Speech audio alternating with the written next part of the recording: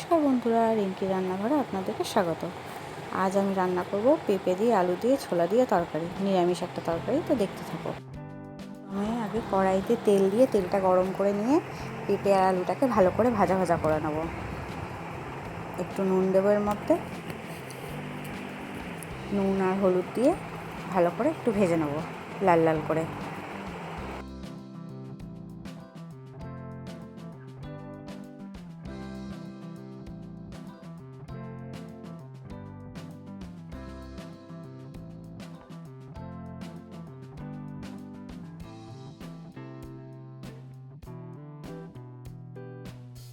পেঁপে আলুটা ভালো করে ভেজে নিয়েছি।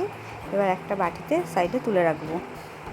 তারপরে ওই তেলের মধ্যেই রান্নাটা করে নেব।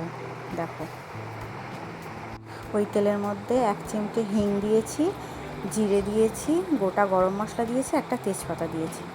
এবার ওর মধ্যে আদা বাটা দিয়ে দিলাম, আদা নুন একসাথে দিয়েছিলাম। তারপরে লঙ্কার গুঁড়ো, জিরের গুঁড়ো, ধনের গুঁড়ো, হলুদ গুঁড়ো সব দিয়ে আস্তে আস্তে ভালো করে কষিয়ে নেবো। সামান্য একটু এর মধ্যে একটু জল অ্যাড করব, নাহলে মশলাটা পুড়ে যাবে।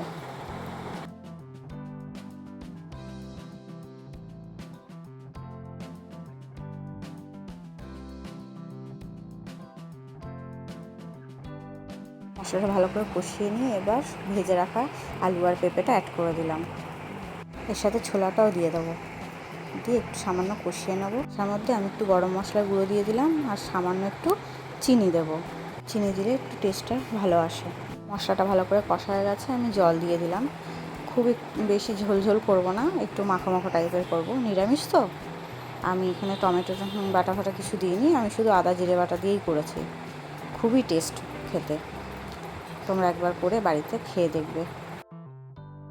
আমার রান্নাটা মোটামুটি রেডি, একদম হয়ে গেছে। এবার একটা বাটিতে তুলে নেবো। তোমরা একবার বাড়িতে অবশ্যই বানিয়ে দেখবে, খুবই ভালো লাগবে।